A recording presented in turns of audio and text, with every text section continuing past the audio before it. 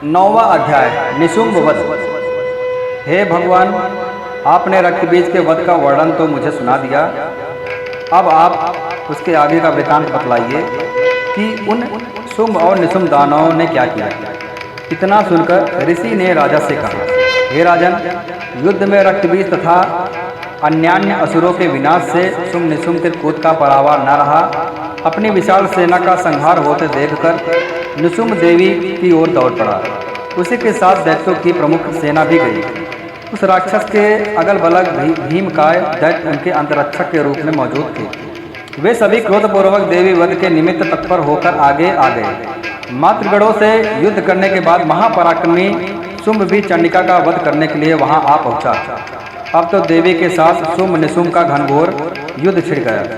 वे दोनों महाबलवान दानव देवी पर मेघों की भांति मूसलाधार बाण वर्षा करने लगे। राक्षसों द्वारा चलाए गए बाणों को काटकर देवी ने अपने शस्त्रास्त्रों द्वारा अपने अंगों को भेद दिया। मौका पाकर निशुम्भ ने अपनी चमचमाती हुई ढाल लेकर देवी वाहन सिंह के मस्तक पर तेज धार वाली तलवार चलाई। अपने वाहन सिंह के आहत होने पर छुरप्त नामक बाण के द्वारा देवी ने निशुम्भ की तलवार को खंडित कर दिया तथा साथ ही अष्टरजत जड़ित ढाल को भी टुकड़े टुकड़े कर दिया।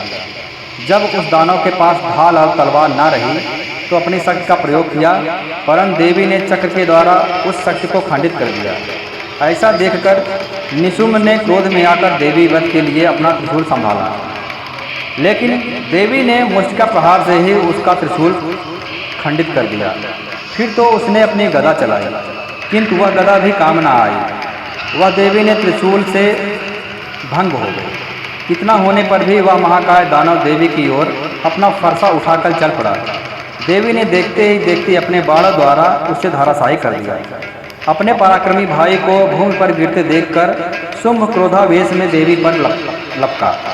अपनी अष्टभुजाओं से युक्त वह गगनचुम्बी दानव अपने संपूर्ण शस्त्रों को रथ में लेकर आकाश मंडल में दिखाई पड़ने लगा। उसे अपनी ओर बढ़ते देखकर देवों ने शंख ध्वनि तथा धनुष की प्रत्यंचा से भीषण टंकार उत्पन्न किया। तदनंतर दानव के तेज नाशक घंटे की ध्वनि गुंजाकर संपूर्ण दिशाओं को भर दिया। जिस सिंह की गर्जना सुनकर बड़े बड़े मतवाले हाथी भी दहल जाते थे, उस देवी वाहन सिंह की घोर गर्जना से दसों दिशाएं प्रकंपित हो उठी। तब आकाश मंडल में काली ने अपनी लंबी छलांग लगाई और दोनों हाथों की भूमि पर दे मारा। उस क्रिया के फलस्वरूप ऐसा भीषण शब्द हुआ जिससे पहले शब्द कभी नहीं हुआ। फिर तो देवदूती ने अपने कराल अट्टहास से सभी असुरों को आतंकित कर दिया, परंतु इस दृश्य को देखकर शुंभ अत्यंत क्रोधित हुआ। उस समय सिंध को ललकार कर देवी ने कहा, ओ पापात्मा, खड़ा रहा। इस दृश्य को देखकर आकाश मार्ग से अवस्थित सभी देवगण देवी की जय जयकार करने लगे। तभी शुंभ ने देवी पर ज्वालाओं से दहकती हुई भीषण शक्ति चलाई। पर्वतकाय उस भीषण शक्ति को देवी ने एक बहुत बड़ी लुकाठी से अलग कर दिया। उस समय शुंभ की गर्जन से सारा ब्रह्मांड कांप उठा। हे राजन, उसकी गर्जन से ऐसा मालूम हुआ मानो वज्रपात हुआ है, जिसमें सभी प्रकार के शब्द विलुप्त हो गए। शुंभ तथा देवी के द्वारा परस्पर प्रक्षेपित बाणों को दोनों पक्षों ने अपने अपने बाणों द्वारा सैकड़ों और हजारों खंड कर दिए। तब चंडिका ने क्रोध करके अपने त्रिशूल से सिंह पर भीषण प्रहार किया। उस भयंकर आघात से मूर्छित होकर महादानव शुंभ पृथ्वी पर गिर पड़ा। इतने में निशुम्भ की मूर्छा दूर हो गई और उसने पुनः अपने बाणों को बरसा कर देवी चंडिका, काली तथा देवी वाहन सिंह को घायल कर दिया। फिर तो वह दानवराज अपने 10,000 हाथों को उत्पन्न कर देवी पर अपने चक्रों से प्रहार करने लगा और देवी को आच्छादित कर दिया। तदनंतर भगवती दुर्गा ने क्रुद्ध होकर अपने बाणों द्वारा राक्षस के चक्रों और बाणों को खंडित कर दिया। देवी के इस अद्भुत शौर्य को देखकर अपनी सेना के साथ निशुम्भ हाथ में गदा लेकर देवी वध के लिए आगे बढ़ा। देवी ने तुरंत ही अपनी तीक्ष्ण तलवार से उस दानव की गदा को काट कर गिराया। गदा विहीन होते ही उसने हाथ में त्रिशूल उठा लिया। देवताओं का उत्पीड़क निशुम्भ जिस समय त्रिशूल लेकर दौड़ा, उससे पहले ही देवी ने अपने शूल द्वारा उसके हृदय को भेद दिया। उस शूलाघात से छाती छिदते ही उसी के समान विशाल का आकृति वाला दानव उसके वक्ष से प्रकट हो गया और वह नया दानव खड़ी रह ऐसा कहने लगा। उस नए दानव की बात ऐसी अट्टहास करने लगी जैसे अपनी तलवार से उसका सिर काट डाला। वह दैत्य वहीं भूमि पर गिरकर शांत हो गया। उसके गिरते ही देवी वाहन सिंह उसकी गर्दन चबाने लगा। इस दृश्य को देखकर रोए खड़े हो जाते हैं। सिंह की तरह ही काली शिवदूती ने भी अन्य राक्षसों का भक्षण करना शुरू कर दिया। कौमारी की शक्ति से विदारित होकर कितने ही दानव नष्ट हो गए। ब्रह्माणी के मंत्रपूत जल के सिंचन करते ही दानव तेजहीन होकर रणभूमि से भागने लगे। महेश्वरी ने त्रिशूल पहाड़ से कितनों ही दानों को छिन्न भिन्न कर दिया। बाराही के थूथन की मार से अनेक राक्षस चकनाचूर हो गए। वैष्णवी ने अपने चक्र से दैत्यों के टुकड़े टुकड़े कर दिए। ऐन्द्री के वज्रघात से कितनों के चीथड़े हो गए। उस भयंकर समर में कुछ असुर नष्ट हो गए, कुछ अपने प्राण बचाकर रणस्थल से भाग चले गए। असंख्य दैत्य समुदाय काली शिवदूती और सिंह के द्वारा काल कवलित हो गए। इस प्रकार 9वां अध्याय समाप्त।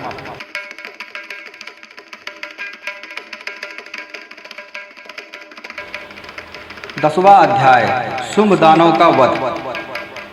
हे राजन, अपने भाई निशुंभ तथा दानवी सेना का विनाश देखकर शुंभ ने क्रोधाविष्ट होकर कहा, दुष्टा दुर्गे, तू अपने बल पर गर्व ना कर। तू दूसरी स्त्रियों की सहायता लेकर और स्वयं को स्वाभिमानी बनकर लड़ रही हो।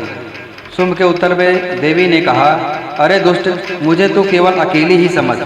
तू अपनी आंखें खोल कर देख, ये सब मेरी ही विभूतियाँ हैं। अब ये सब मुझ में ही लय को प्राप्त हो रही हैं। तत्पश्चात ब्रह्माणी आदि समग्र देवियाँ अंबिका देवी के शरीर से सन्निहित हो गई।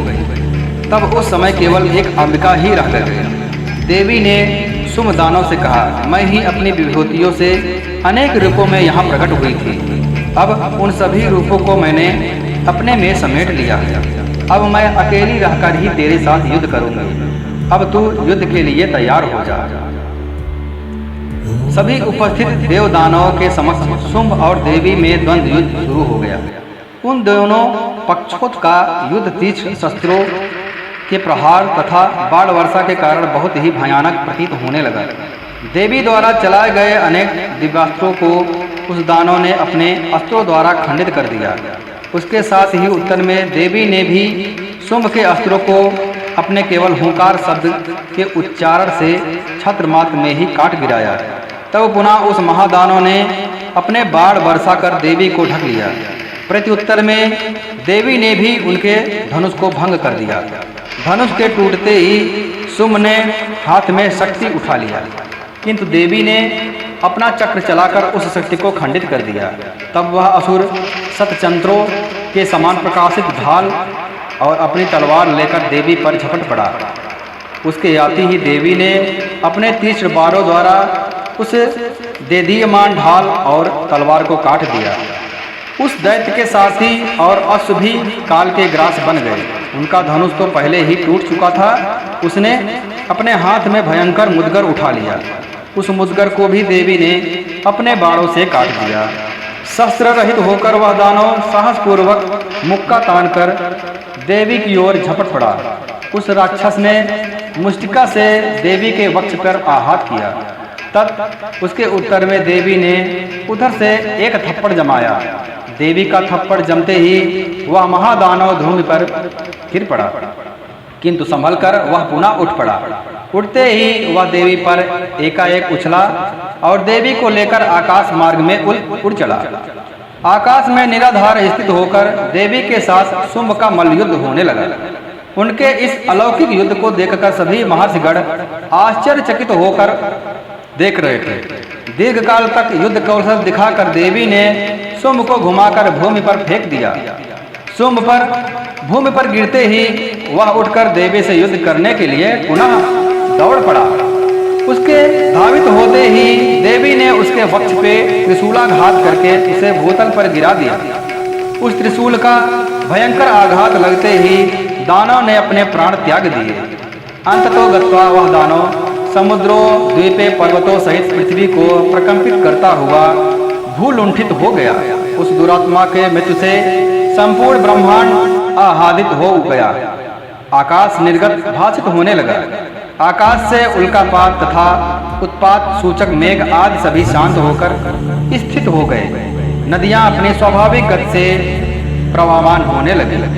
उस महादानव के वध से संपूर्ण देवों को अपार हर्ष हुआ और गंधर्वादि गण मधुर कंठ से गान करने लगे।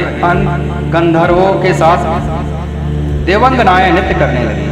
विशुद्ध वायु का संचार होने लगा तथा सूर्य की मलिनता दूर होकर उनका तेज प्रतिभासित होने लगा। अग्निज्वाला की बुझी हुई अग्नि पुनः प्रदीप्त हो उठी। समस्त दिशाओं में गुंजित भीषण कोलाहल भी शांत हो गया। इस प्रकार 10वां अध्याय समाप्त।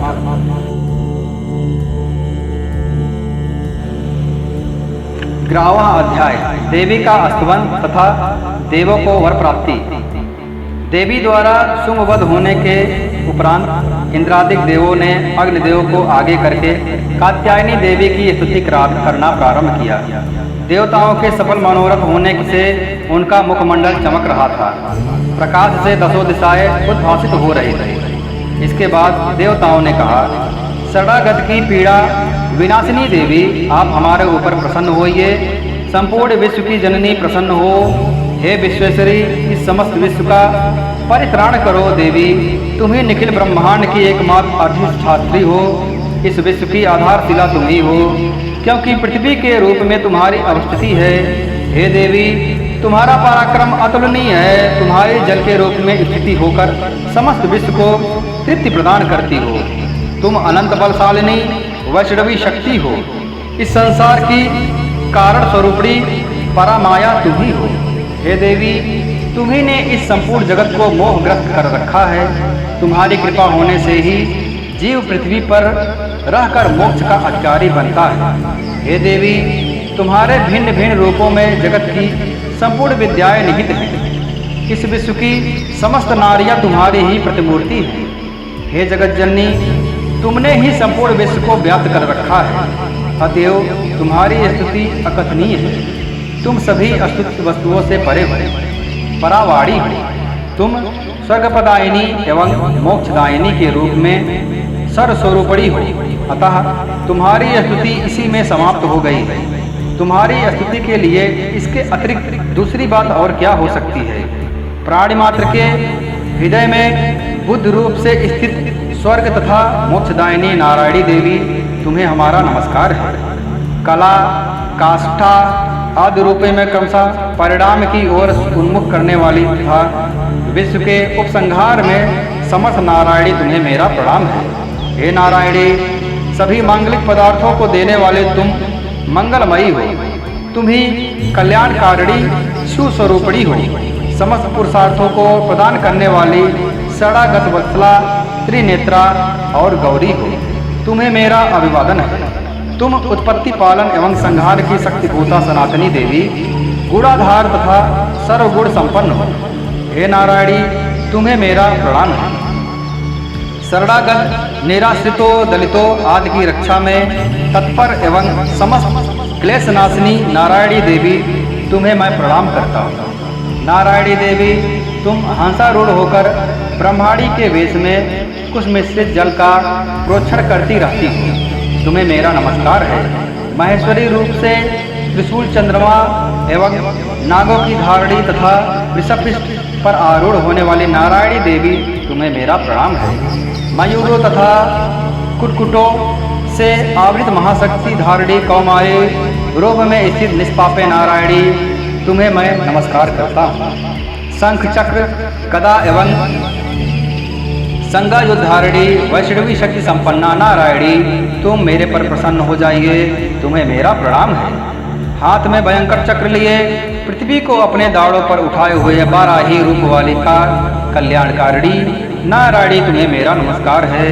दानवों के संहार में नृसिंह रूप से उद्धत तथा तैलों के रक्षणी नारायणी, तुम्हें मेरा प्रणाम है। दाढ़ों के कारण विकराल मुख वाली मुंडमाला से विभूषित मुंडमर्दनी चामुंडा रूपणी नारायणी, तुम्हें मैं अभिवादन करता हूँ। लक्ष्मी, लज्जा महाविद्या श्रद्धा पुष्टि स्वधा ध्रुवा महारात्रि तथा अविद्या रूपणी नारायणी तुम्हें मेरा नमस्कार है। मेधा सरस्वती श्रेष्ठा ऐश्वर्या स्वरूपा पार्वती महाकाली संयमशीला तथा सर्व अधिष्ठात्री नारायणी तुम्हें मेरा नमस्कार है। सर्वरूपा परमेश्वरी सर्वशक्ति संपन्ना दिव्य रूपा दुर्गे देवी आप हमारी सभी भीतियों से रक्षा करे तुम्हें मैं प्रणाम करता हूँ। हे कात्यायनी त्रिनेत्रों से सुशोभित तुम्हारा सौम्य मुखमंडल संपूर्ण भयों से मेरा त्राण करे तुम्हें मेरा नमस्कार है। भद्रकाली ज्वालाओं की लपट से प्रज्वलित अत्यंत भीषण एवं संपूर्ण दानवों का संहारक तुम्हारा त्रिशूल हमारी रक्षा में समर्थ हो तुम्हें मेरा प्रणाम है। जिसकी ध्वनि संपूर्ण विश्व में व्याप्त होकर दानवों को श्रीहत कर देती है।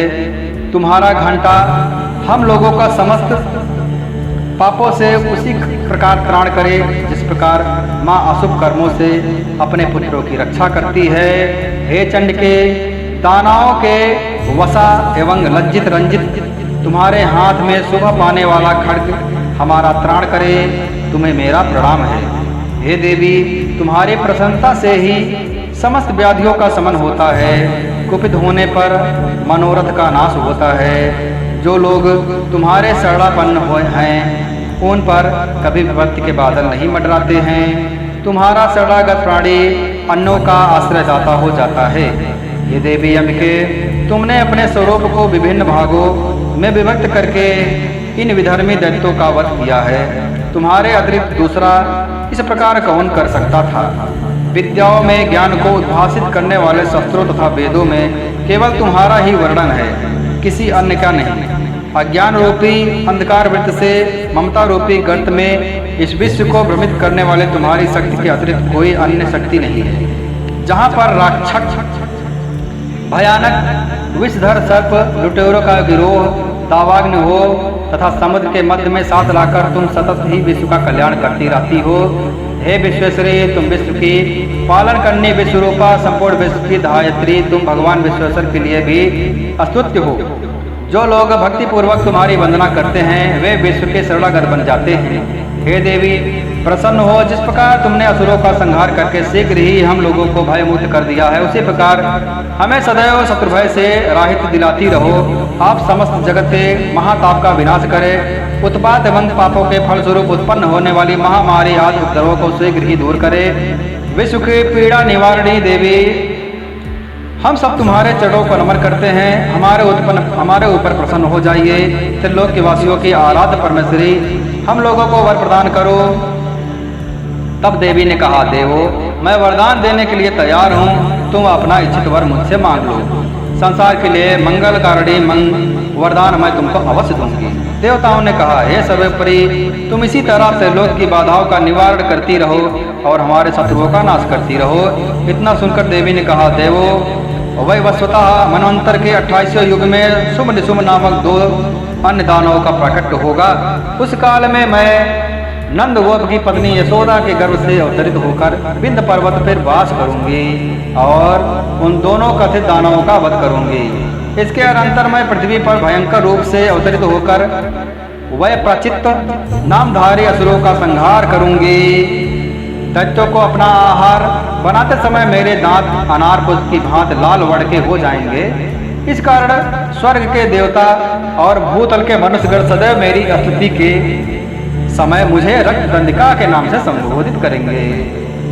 इसके बाद जब पृथ्वी पर 100 वर्षों तक अवर्षण का प्रकोप रहेगा तब मुनियों के अस्तमन से मैं भूमि पर अयोनिजा नामक रूप में प्रकट होंगी। उत्पन्न होते ही मैं मुनियों को सत नेत्रों से देखूंगी।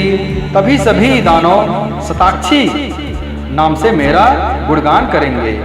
देवो उस समय मैं अपने शरीर से उत्पन्न शाखों द्वारा ही संपूर्ण विश्व का भरण करूंगी। वर्षा न होने तक वे केवल शाख द्वारा ही जीवन धारण करेंगे। इस प्रक्रिया के कारण पृथ्वी में शाकंभरी नाम से मेरी प्रसिद्धि होगी। उस अवतार से मैं दुर्ग नामक महादानव का वध करूंगी जिससे मेरा नाम दुर्गा देवी के नाम से विख्यात होगा। फिर जब मैं भीम रूप बनकर मुनियों के रक्षार्थ हिमालयवासी दानवों का भक्षण करूंगी उस समय सभी मुनिवर्ग भक्तिपूर्वक मस्तक झुकाकर मेरा स्तवन करेंगे। उस समय मेरा नाम भीमा देवी के नाम से विस्तृत होगा। इसके बाद जब अरुण नामक असुर त्रैलोक्य में उपद्रव करेगा, तब मैं लोक रक्षार्थ खड्गपाद युक्त असंख्य भ्रमरों के वेश में उसका विनाश करूंगी। उस समय सभी लोग मुझे भ्रामरी नाम से संबोधित करेंगे। इसी प्रकार मैं सदा ही आसुरी उत्पात होने पर अवतार धारण कर शत्रुओं का संहार करूंगी। इस प्रकार 11वां अध्याय समाप्त। 12वां अध्याय देवी पाठ का महात्मा। हे देवो, जो प्राणी तन्मय होकर नित्य प्रति मेरा स्तवन करेगा, उसके समस्त कष्टों को मैं निश्चित रूप से नष्ट कर दूंगी। जो कोई मधुकैटभ का नाश, महिषासुर एवं शुंभ निशुंभ का वध का पाठ वर्णन करेगा तथा अष्टमी, नवमी और चतुर्दशी के दिन मेरा महात्म का फल स्थिर चित्त होकर सुनेगा, वह कभी पाप की छाया से ग्रसित नहीं होगा। उस मनुष्य का दुष्कर्म जनित विपत्तियां भी नहीं आएंगी। उसके घर में कभी दारिद्र्य का प्रवेश नहीं होगा और ना तो उसे कभी प्रियजनों के विक्षोभ का कष्ट भी सहना पड़ेगा।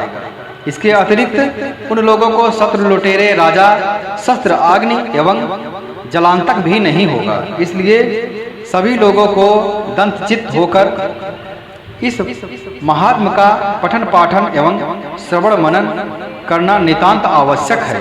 यह परम कल्याण कारक है।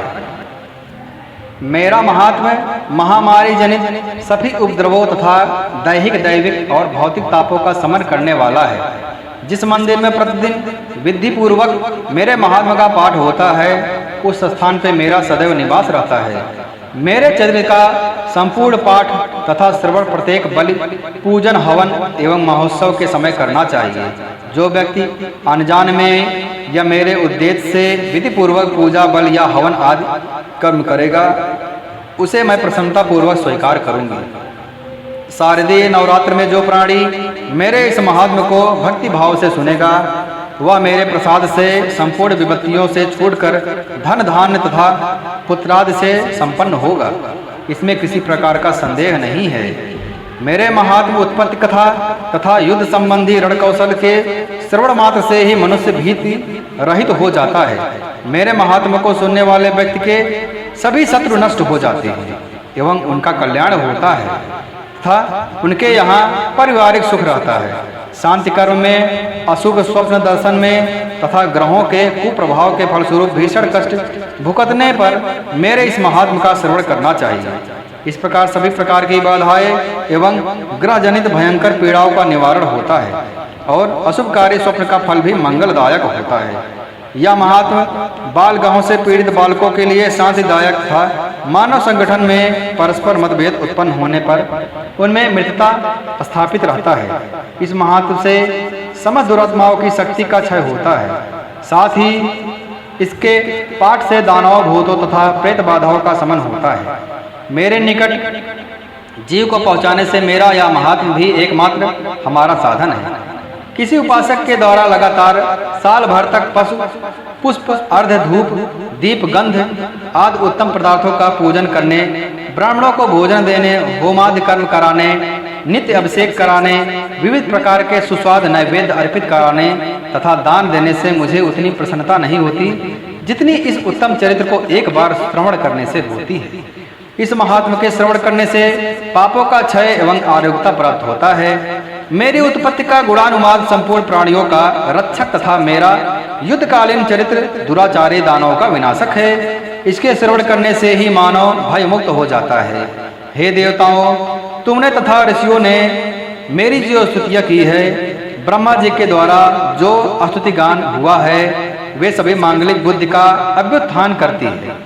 वन में एकांत में दावाग्नि की चपेट में पड़ने पर, वीरान स्थान में ठगों के जाल में फंसे जाने पर, शत्रुओं द्वारा बंदी बना लिए जाने पर, वन में सिंह, व्याघ्र, वन हस्तियों के पीछा करने पर, राजाज्ञा के बंधन में बंधने पर, बद स्थल पर ले जाने पर, सामुद्रिक यात्रा में, बवंडर में जहाज के डगमगाने पर, भीषण युद्ध में शस्त्राघात से आहत होने पर, वेदनाकुल होने पर, केवल इतना ही नहीं समस्त भीषण आपदाओं के आने पर जो कोई भी इस चरित्र का स्मरण करता है वह संकट से मुक्त हो जाता है।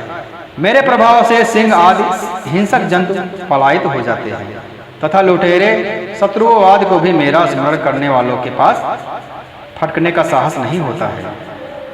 इसके अनंतर ऋषि ने कहा, इतना कहने के बाद प्रबल पराक्रमशालिनी भगवती चंडिका वहीं सब देवगणों के सामने अंतर्निहित हो गई।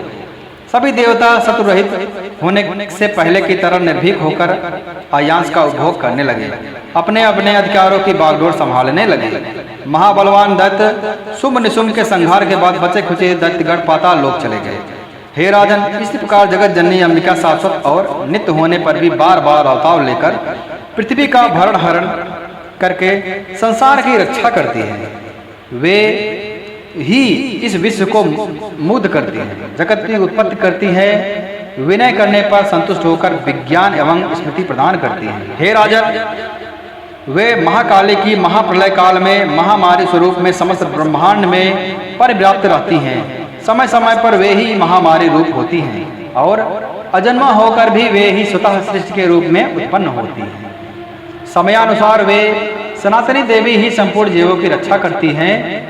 वे ही मानव के उत्कर्ष काल में लक्ष्मी स्वरूपा होकर गृह में निवास करती हैं और दिनानुदिन उन्नत के साथ पथ पर अग्रसर कराती हैं। जब मनुष्य की पतनावस्था आती है तब वे ही दरिद्रता के रूप में विनाश का कारण बनती हैं। जो कोई पुष्प धूप गंध आदि से उनका विधिवत पूजन गुणगान करता है, वे धन धान्य सद्गति सद्बुद्धि पुत्रादि से परिपूर्ण होता है।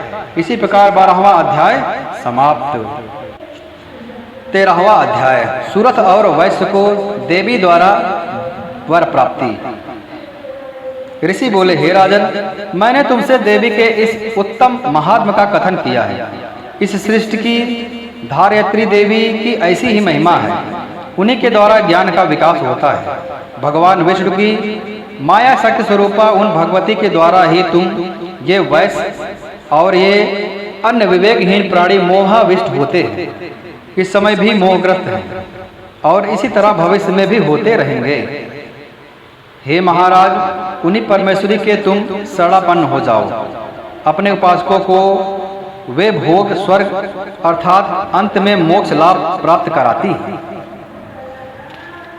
तब मार्कंडेय मुनि ने कहा, उत्तम व्रतधारी महाभाग महर्षि मेधा ऋषि से ऐसी बात सुनकर राजा सूरत ने उन्हें प्रणाम किया।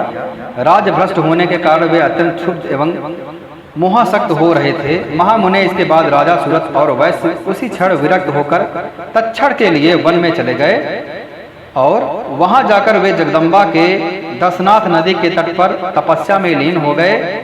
वह वैश्य देवी सूक्त का उत्तम जप करता हुआ तपस्या में रत हुआ। वे दोनों ही साधक नदी के तीर पर देवी की मृणमयी मूर्ति स्थापित कर उनकी पुष्प धूप और होमादि कर्म के द्वारा उपासना में लग गए।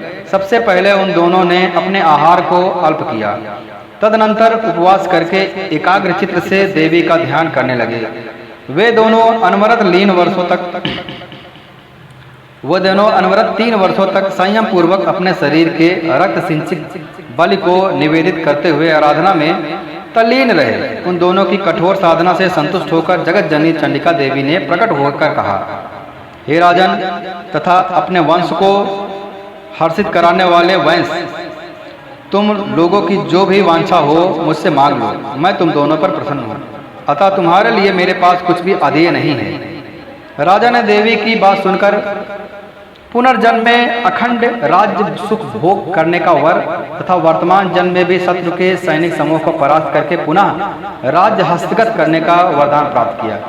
वैश्य बहुत ही बुद्धिमान व्यक्ति था। उसका चित्त सांसारिक कर्मों से विरक्त हो चुका था। इसलिए उस वैश्य ने देवी से ममता रहित एवं अज्ञान विनाशक ज्ञान की प्राप्ति का वरदान मांग लिया। देवी ने पुनः कहा, हे राजन, तुमने अपने शत्रुओं को पराजित करके अल्प समय में ही अपने राज्य को पुनः प्राप्त कर लोगे।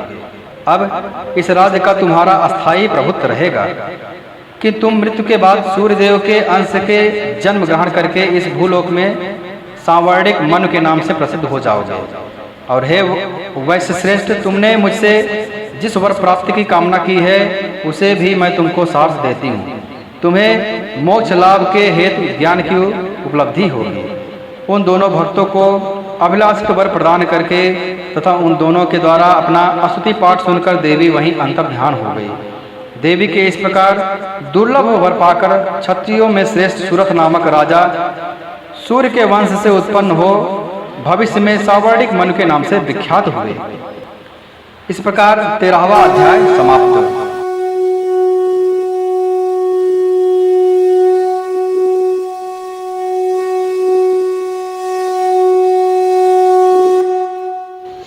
हे जगदम्बिके, मेरे द्वारा किए गए पाठ में जहाँ कहीं भी मात्राओं की त्रुटि, विसर्ग, अनुस्वार के उच्चारण में कमी रह गई हो तो इन समस्त त्रुटियों को आप क्षमा करके मेरे किए गए संकल्पों को पूर्ण करने की कृपा प्रदान करें। हे परमेश्वरी, मेरे द्वारा रात दिन सहस्त्रों अपराध होते रहते हैं। यह मेरा दास है ऐसा समझकर मेरे उन अपराधों को आप कृपा पूर्वक क्षमा करो। हे परमेश्वरी, मैं आवाहन नहीं जानता, विसर्जन करना भी नहीं जानता तथा पूजा करने की विधि भी नहीं जानता, अतएव मुझे क्षमा करो। हे परमेश्वरी, हे सुरेश्वरी, मैंने जो मंत्रहीन, क्रियाहीन और भक्तिहीन आपकी पूजा की है वह सब आपकी कृपा से पूर्ण हो जाए। सैकड़ों अपराध करके भी जो आपकी शरण में आकर जगदम्ब कहकर पुकारता है उसे वह गति प्राप्त होती है जो ब्रह्मादि देवताओं के लिए भी सुलभ नहीं है। जगदम्बिके, मैं अपराधी हूँ किंतु आपकी शरण में आया हूँ। इस समय दया का पात्र हूँ, आप जैसा चाहें वैसा करें। हे परमेश्वरी देवी, अज्ञान से, भूल से अथवा बुद्धि की भ्रांति होने के कारण मैंने जो न्यूनता या अधिकता कर दी हो वह सब क्षमा करे और मुझ पर प्रसन्न होवे। सच्चिदानंद स्वरूपा परमेश्वरी, जगन्माता कामेश्वरी, आप प्रेम पूर्वक मेरी यह पूजा स्वीकार करें और मुझ पर प्रसन्न होवे। देवी सुरेश्वरी, आप गोपनीय से गोपनीय वस्तुओं की रक्षा करती हैं। मेरे द्वारा निवेदन किए गए इस जप को ग्रहण करिए। आपकी कृपा से मुझे सिद्धि और सफलता प्रदान हुए। आदिशक्ति, महाशक्ति, जगत जननी जगदम्बा माता की जय।